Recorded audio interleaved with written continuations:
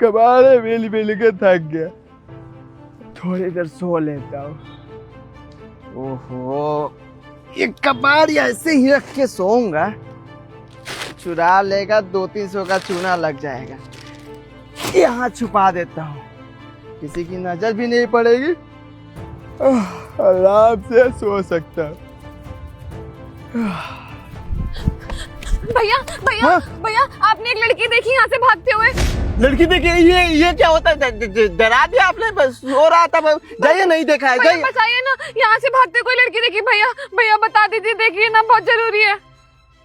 Madam जी, आप पागल वागल तो नहीं है ना? जाइए ना, मुझे सोने दीजिए। भैया भैया समझने की कोशिश करिए, बहुत जरूरी है, बताइए ना।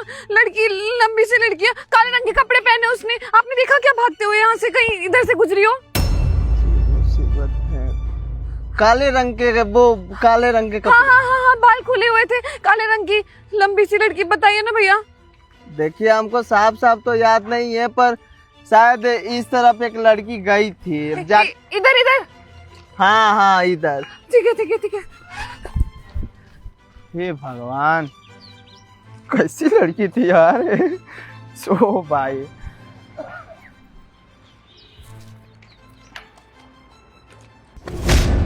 ओए, खड़ा हो जल्दी। क्या हुआ मैडम जी? कट्टा कहाँ है तेरा? कौन सा कट्टा? एक घुसंट मारूंगी, खींचे। जिस कट्टे में तू कबाड़ा बीनता है, वो कट्टा कहाँ है तेरा? कबाड़ा बीनने वाला आपको कट्टे की जरूरत है? अरे क्या बात है, क्या है उस कट्टे में? देख मेरी बात सुन, उस कट्टे में ना एक मेरा बहुत जरूरी सामान रखा हुआ है, और तू मुझे वो सामान दे दे, मैं बदले में ना तुझे पूरे 50,000 रुपए दूंगी। क्या सोच रहा है, जल्दी दे। हाँ, वो याद है, अभी मुझे याद है, वो कट्टा बेच। क्या कट्टा बेच दिया तूने? पागल है क्या? तुझे पता उस कट्टे में कितना जरूरी और कितना महंगा सामान था मेरा? इसको चूना लगवा दिया। कहाँ बेचा कट्टा? घर पर थोड़ी बेचूंगा, दुकान पर बेच दिया। बकवास कर रहा है? कहाँ किस दुकान पे बेचा, जल्दी बता।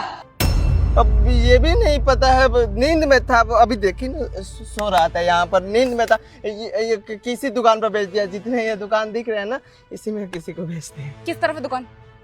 उस सामने। ठीक है, बेवकूफ कहीं का। बेवकूफ कहीं का। मैडम जी ने बोला कि उस कट्टे में कीमती सामान है, तो जरूर कोई महंगा होगा, और जो भी हो हमारा हो गया। देखते हैं।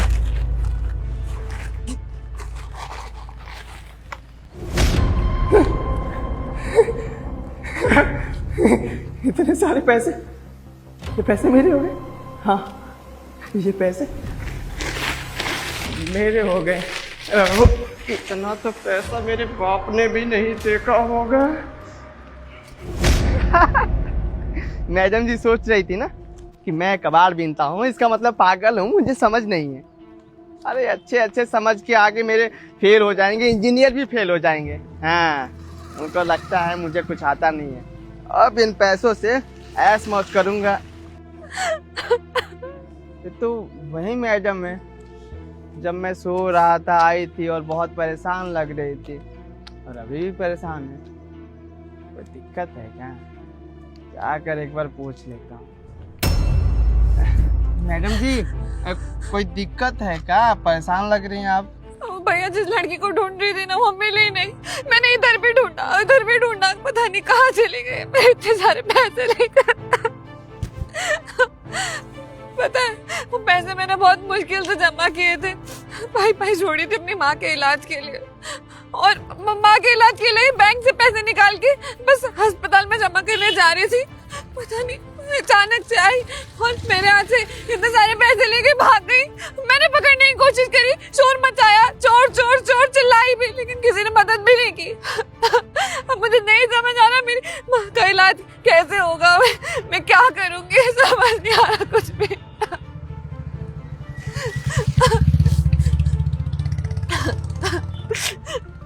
मैडम जी देखिए, जो हुआ आपके साथ बहुत गलत हुआ, पर इसमें आपकी गलती है?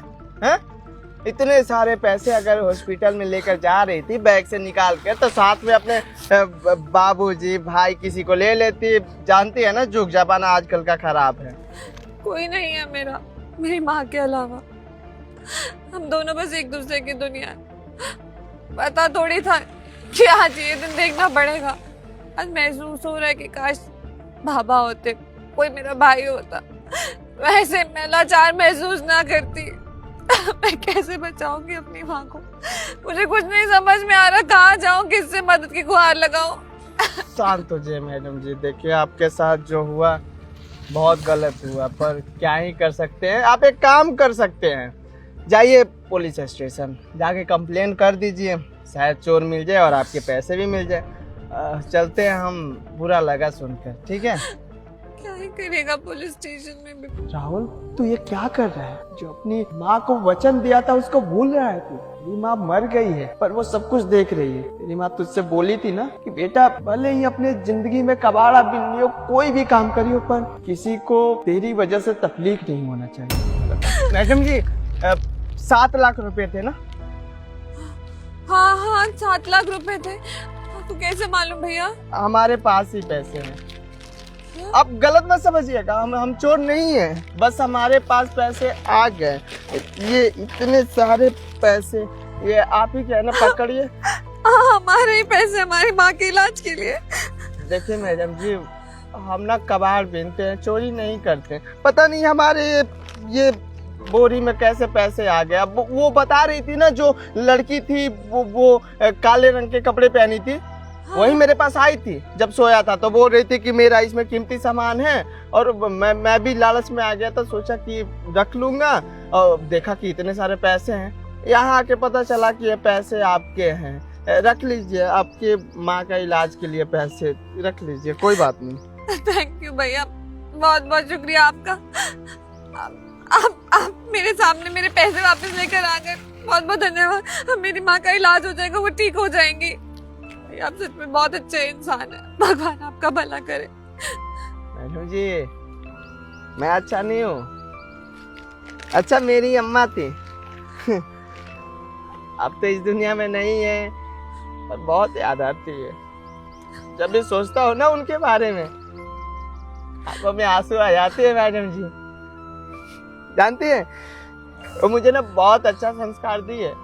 बोली है ना कि बेटा अगर मैं कभी ना रहूं ना तो बेईमानी मत करियो, अच्छे से रहियो, और भले छोटा काम कर लियो, 100-50 कमा लियो, पर किसी का दिल मत दुखाइयो।